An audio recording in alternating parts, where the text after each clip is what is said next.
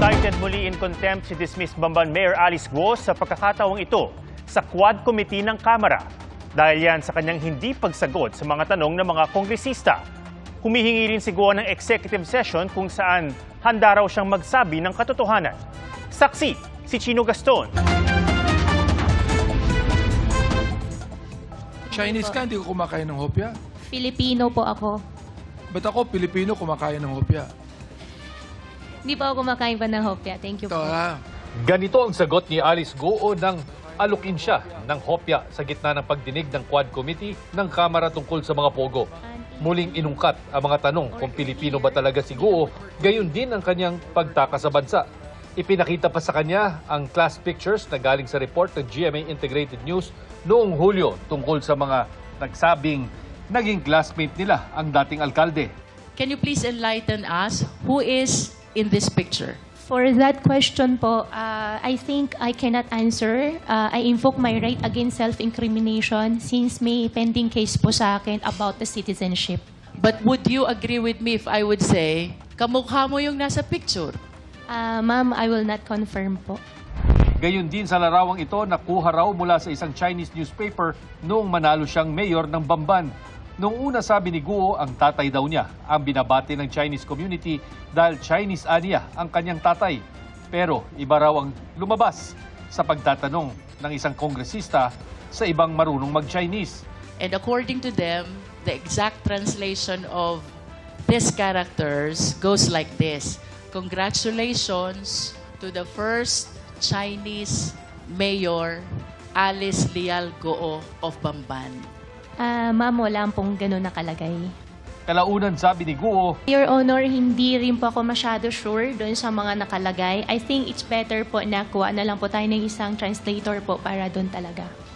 Kasi andun din po yung name ko po, ang understanding ko po dyan.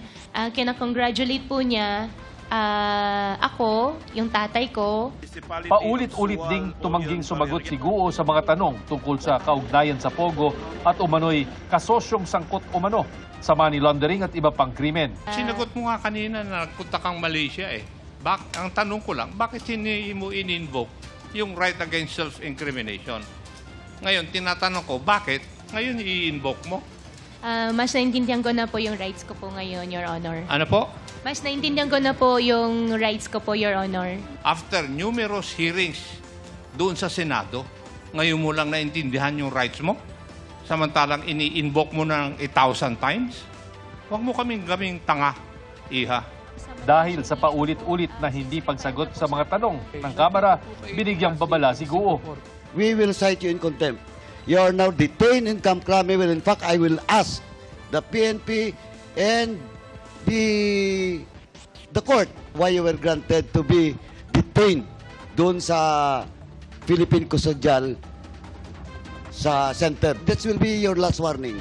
Kaugnay naman sa dating PNP chief na ayon kay PAGCOR official Raul Villanueva ay hinihinalang nasa payroll umano ni Guo, hiling ng kasalukuyang hepe ng PNP na si Police General Romel Marbil, pangalanan na ng PAGCOR kung sino ang tinutukoy nila. We are investigating 24 of our former chief PNP kung involved po sila. And we're not happy with what he said. Since he's under oath, they have to tell us kasi it affects the whole organization. Sino po ang PNP official na natatandaan mo na nag-courtesy call na po sa inyo bilang mayor? Matandaan ko po, nakapag-visit na po sa office po, PD po. Provincial Director. Sino po ang Provincial Director na tinutukoy mo? Yung ngayon po na PD, I forgot the name po. Mr. Chair, I'm willing to tell the truth. Basta paniwalaan nyo lang po ako at huwag nyo lang po isipin na nagsisinungaling po ako. Sasabihin ko naman po lahat ng totoo po sa inyo sa executive session. Truth po. saan? Saan truth? Truth saan? Kung sa paano po ako pinaalis.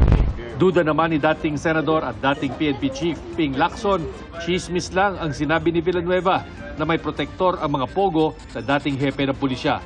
Ganun pa man, sabi niya, kailangan pa rin i-verify ang impormasyon.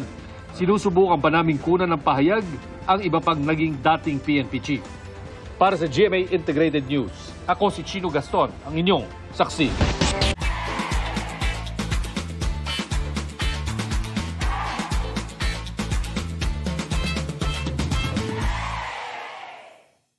Mga kapuso, sama-sama tayong maging saksi.